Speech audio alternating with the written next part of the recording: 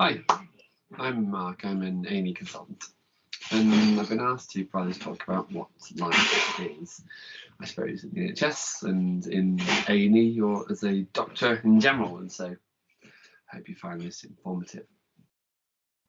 Well, let's start with my journey. Where did I start? Well, I started at medical school. So I went to medical school up here in Newcastle a little while ago now, and then after medical school, you apply for a foundation job, and that lasts for 2 years, where you get a job in a hospital, and you're there for 2 years, and then you choose your specialism, and you can choose medicine or surgery or A&E or anaesthetics, and that's then further training, and those number of years varies. In A&E it's 6 years, and then you can become a consultant, and that's where I am now.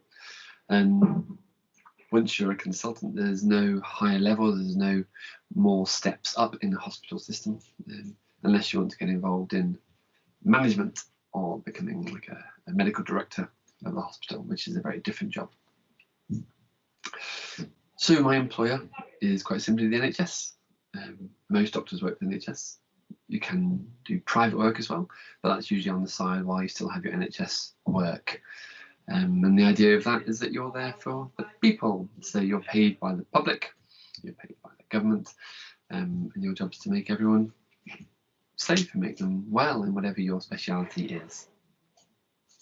Why do I like working for NHS? Well, it's because I don't have to charge people for healthcare. I think that's wrong. I don't think you should have to pay to get treated if you're poorly. I don't think that it should be people turning away or taking your credit card to make sure you can pay for that antibiotic, that x-ray. I think that's wrong. And so I like it that anyone can come, however you are, how rich, how poor, wherever you live, you can just turn up and we'll see you. So my education, how did I get there? Well, I worked hard at school, at college. I went to school, I didn't go to a college, but it's not really, and I got good A-levels, so I applied to university. Luckily, I got the grades I required. I did well at GCSEs before that in order to get my A-levels allowed, if you like, from my school. And that's how I started work as a doctor. If you want to do a different career path, then you don't necessarily need to have academic qualifications. So if you want to become a healthcare, for example, and then from a healthcare you can transition up and become a nurse, for example.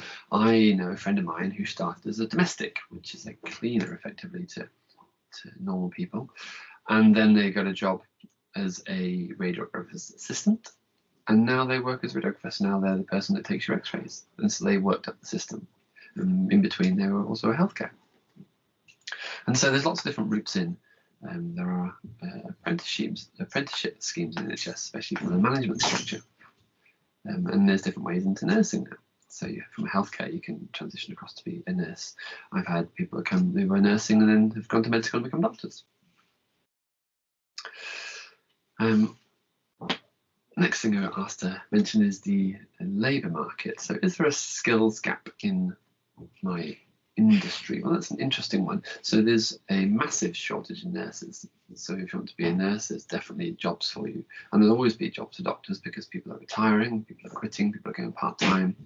But it's about what kind of doctor you want to be. So some things are really popular and some things are less popular. And so doing what I do, working in A&E, isn't that popular. And there's a bit of a gap there. And other things are much more popular. How diverse is our workforce? Very diverse indeed. So we have people from all countries, colours, ethnicities, religions. It doesn't matter. Everyone's the same. So what's great about my job is that I work as a part of a team, a massive team, with all different people from all different backgrounds and walks of life. Making the team is what makes it interesting.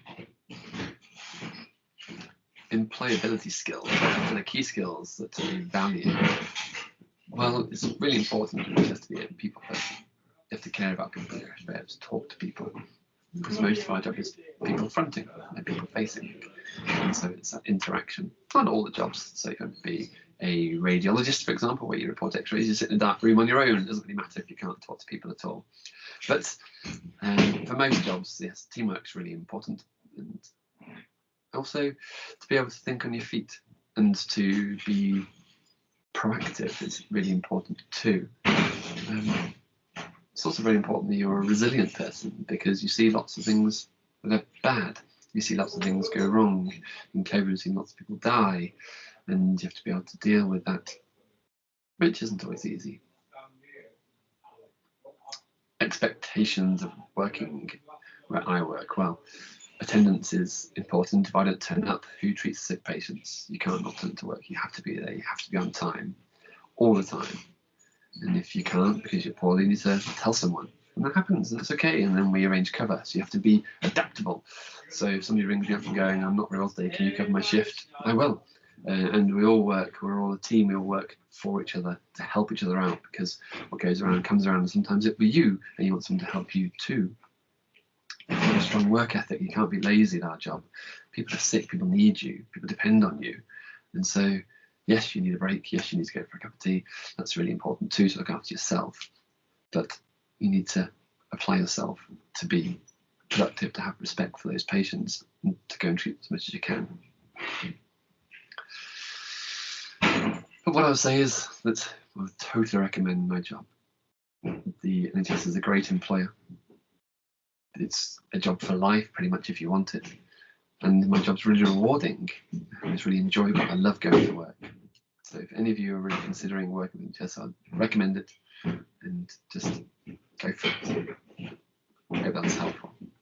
And enjoy your day.